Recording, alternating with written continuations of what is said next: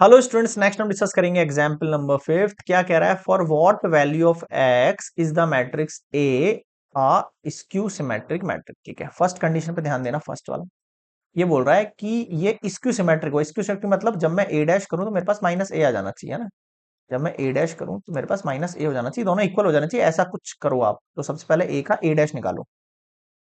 इसका क्या निकालो? ए डैश। ए डैश कितना होगा? 0 1 -2, फिर -1 0 3, फिर x -3 0, है ना। माइनस फिर a की वैल्यू एज इट इज रख दो, 0 1 -2 -1 0 3 और x -3 और 0। ऐसा ही है। अब आप देख लो, यहाँ पर थोड़ा फोकस करना। इस x की वैल्यू क्या हो रही है यहाँ पर? -2 हो रही है, नहीं हो रही है? यहाँ पर देखो, ये -2 इस x की वैल्यू हो रही है, नहीं हो रही है? यानी कि किस वैल्यू, कौन सी ऐसी वैल्यू x की होगी जब ये जो है मैट्रिक्स ए मैट्रिक्स जो है वो स्क्यू सिमेट्रिक हो जाएगी? कौन सी वैल्यू होगी? Hence for x equals to -2 matrix A is a skew symmetric matrix. अगर अब मैं यहां पर डायरेक्टली x की वैल्यू -2 लिखूंगा ना, तो जब जैसे ही इसको मैं a डैश निकालूंगा ऑटोमेटिकली माइनस ए आ जाएगा। आप समझ में आया? x इक्वल्स टू -2 रखते ही।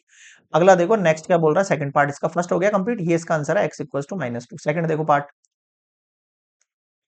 ये मैट्रिक्स है, इसको हम ए मैट्रिक्स मान लेते हैं। Is a, if this is a skew symmetric find the value of A. अगर ये स्क्यू सिमेट्रिक, स्क्यू सिमेट्रिक मतलब A dash equals to -a होगा, तो ए डैश, आप ये वैल्यू, ये इस इक्वेशन में ये वैल्यू पुट कर दो। आप पहले इसका ए डैश लिखो आप, 0 a 3 2b -1 c1 0 equals to -a रखो, 0 a 3 2b -1 c1 0, है ना। अगर ये दोनों इक्वल हो रही हैं आपके सामने, है ना, तो इक्वल कैसे? पहले इस माइनस से इसको पूरी को मल्टीप्लाई भी करो आप, है ना। Firstly 0 2 c a b 1 3 -1 0 0 -a -3 -2 -b +1 -c -1 0। अब ये दोनों मैट्रिक्स इक्वल है। अब आप वैल्यू उठा लो आप यहाँ से।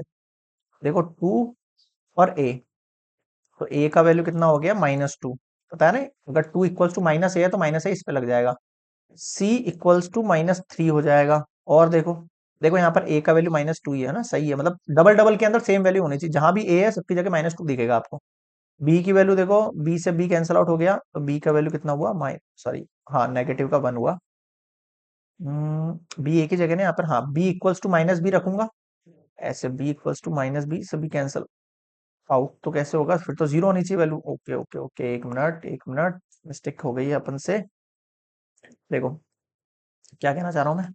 अगर b इक्वल्स टू -b है, ध्यान देना, -b इक्वल्स टू b है, तो ये उधर जाएगा, तो ये 2b इक्वल्स टू 0 होगा, तो b की वैल्यू क्या होगी? 0 होगी।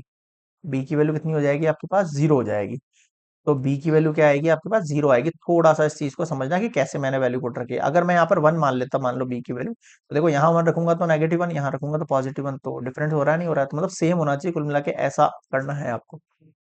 क्लियर है यहाँ पे? तो ये हो गया कंप्लीट आपके पास एबीसी का value for part 2 of example 5th।